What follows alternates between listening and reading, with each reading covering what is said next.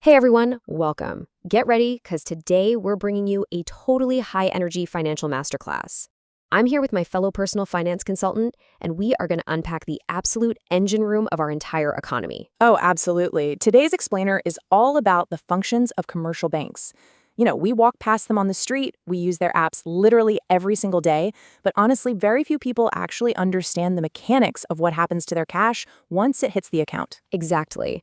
So we're going to decode the textbook definitions, tear down all that financial jargon, and show you exactly how a commercial bank operates. Grab your notes because we're getting right to work. Okay, let's dive into this. A commercial bank is officially defined as a financial intermediary that accepts deposits from the public for the purpose of lending or investment. I mean, it sounds simple, right? But intermediary is the absolute magic word here. Think of a bank as the ultimate middleman. It sits right there between people who have extra money, the savers, and people who desperately need money, the borrowers. It mobilizes public savings to fund the exact individuals and businesses who really need credit to grow. To make this even clearer, look at this brilliant quote from Professor Karen Cross. He says, "A bank is a financial intermediary, a dealer in loans and debts." I just love this description. When we normally think of a bank, we usually picture a giant static steel vault where money just sits in the dark gathering dust, right? But Karen Cross translates this perfectly into plain English. A bank isn't just a vault at all, it's a dealership. Just like a car dealer buys and sells cars, a bank is an active dealer constantly buying and selling money, constantly moving debts and loans around just to keep the economy breathing. So, here is our syllabus for today. First up, the bank's core identity as the ultimate financial intermediary. Second, we'll open up the savings safe. Third, we'll follow that money out the door in the credit lifeline. And finally, your digital personal assistant. Let's get moving. All right, part one, the ultimate financial intermediary. So the crucial point is, before we even talk about savings accounts or ATM cards, we really have to establish that 30,000-foot view. Commercial banks are first and foremost profit-seeking financial institutions. They aren't charities, guys. They actually make a profit by bridging the gap between savers and investors. Spot on. They take idle money, the savings you just leave sitting around, they mobilize it, and they aggressively allocate those funds to various economic sectors. Whether it's agriculture, heavy industry, or a local small business, commercial banks actively create wealth and drive economic development. They do this literally by shifting money from where it's just resting to exactly where it's needed most. Moving right along, part two, the savings safe. So how do banks actually get their hands on our money to begin with?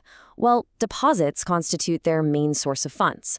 Without them, the whole system just grinds to a halt. They essentially separate our cash into two massive buckets, demand deposits and time deposits. Let's contrast these two. Demand deposits are exactly what they sound like. It's money you can pull out instantly, literally on demand, via an ATM or a check. It's your everyday, highly accessible cash. Time deposits, on the other hand, that's funds locked away. They are only repayable after a certain agreed-upon period of time. Let's break down demand deposits first. Why are there different types? Well, because everyday people and giant businesses need totally different things. Exactly. A regular citizen like a salaried employee or a small trader uses a savings account. It's a super safe place to park a portion of your income, and it usually earns a tiny bit of interest. But a heavy-hitting business, a corporation, or a trust, they rely on a current account. They honestly don't care about earning interest on that cash, they care about flow. Current accounts offer unlimited transactions and really vital tools like overdraft privileges, which we're going to touch on shortly. Now, what about that other bucket, time deposits? Basically, if you agree to lock your money away, you force the bank to pay you a higher premium. Yeah, this is exactly where you see fixed deposits, or FDs. You take a lump sum amount of cash, lock it away for a specific duration, say 1 year or 5 years, and the bank rewards you with a high interest rate. If you don't happen to have a massive lump sum, you use a recurring deposit, or RD. That's where you deposit a smaller, fixed amount at regular intervals. By giving up that immediate access to your cash, you get a much better return. Okay, part three, the credit lifeline. All right, so we've filled the bank's vault with deposits. Now let's totally flip the script. The bank takes off its safekeeper hat and puts on its dealer hat. Providing loans and advances is literally the core engine of the economy. Banks pump the cash they just collected right back out into the market. Yep, they offer call loans and short-term, medium-term, and long-term capital funding. And the rule of thumb here is just simple risk management. Basically, the longer the duration of the loan, the greater the rate of interest the bank is going to charge. They're mobilizing those savings to fuel someone else's growth. But it's not just your standard multi-year loans. Banks offer some incredibly clever, shorter-term financial lifelines called advances. Yeah, we actually mentioned this earlier with current accounts, the overdraft facility. This is such a brilliant survival tool. A business can literally withdraw in excess of what's actually in their balance to cover immediate shortfalls. Then there's cash credit and something called discounting bills of exchange. That's where a bank essentially buys a business's unpaid invoices at a slight discount just to give them instant cash flow. And this brilliantly illustrates what economists call credit creation.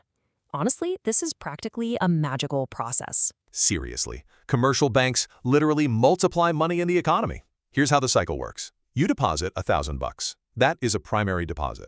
The bank then sets aside a small percentage to meet mandatory reserve requirements, and then they turn around and lend the rest of your money to someone else. When that borrower receives the loan, the bank credits it to their account. That is called a secondary or derivative deposit. The bank just created a new deposit out of thin air simply by issuing a loan. This cycle repeats over and over, effectively multiplying the total money supply. It's wild. And finally, part 4, your digital personal assistant. Beyond the grand economic functions of multiplying money, modern banking provides a huge ecosystem of everyday conveniences.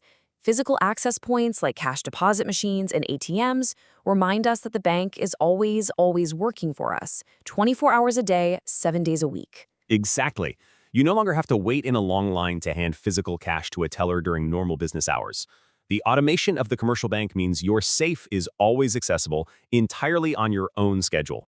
And let's list off a few more of these key ancillary features. Commercial banks handle the seamless transfer of funds like paying your bills automatically. They offer physical safe deposit lockers for your real-world valuables. Oh, for sure. They also offer DMAT facilities, which is absolutely crucial if you want to trade stocks. They handle foreign exchange for your international travels. And they power the internet and mobile banking platforms you use on a daily basis. They really act as an indispensable lifestyle assistant, totally wrapping around your entire financial life. To really ground this entire masterclass in reality, just think about your own phone. Whether you are banking with a massive private sector player like HDFC or a huge public sector bank like the State Bank of India. The exact textbook mechanics we just explained are happening inside the apps on your phone right now. Every single time you swipe your debit card or open your banking app, you are actively participating in this massive system of demand deposits, credit lifelines, and digital assistance. Which brings us to our final thought. We've seen how commercial banks are the ultimate intermediaries. We've seen how they take your idle savings and boldly lend them out to multiply credit in the whole economy. But remember our very first point? Banks are profit-seeking institutions. So here is the question we want to leave you with. Your bank is working incredibly hard to multiply your money, but between the tiny interest they pay you on your savings account and the massive interest they charge on loans, who is really keeping the profit? It's a pretty provocative thought, right? And one that should definitely make you look at your banking app a little differently today. Thank you so much for joining us for this explainer on the functions of commercial banks. Keep questioning, keep learning, and we'll see you next time.